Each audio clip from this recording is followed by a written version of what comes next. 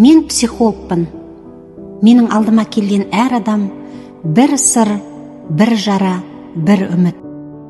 Кей адамдар маған күлімдеп келеді, бірақ жүрегі үнсіз жылап тұрады.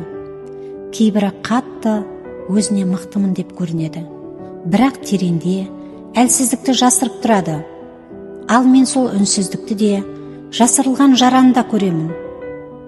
Психология мамандық емес, бұл адамның жанына қол созу, түңілгенге тірек болу, жабырқағанға жылулық беру, өзін жоғалтқанға өз жолын табуға көмектесу.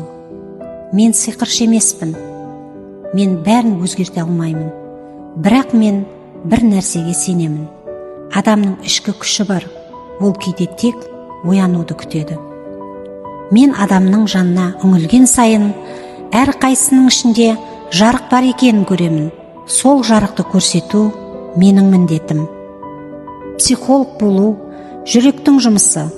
Өйткені бұл жерде адамның жанын алып зерттемейсің, жанымен бірге жүресің, оның ауырлығын сезесің. Жеңілдеген сәтінде жүрекке жылы бір тыныштық орнайды. Мен үшін ең қымбат сәт, адам маған қарап, рахмет сізге, мен өзімді таптым деген кез. Сол үшін мен осы жолдамын. Сол үшін бұл менің ғажайып әлемім. Адам жүрегіне жол тауып, оның қайта күліп оянуына себеп болу ең үлкен бақыт.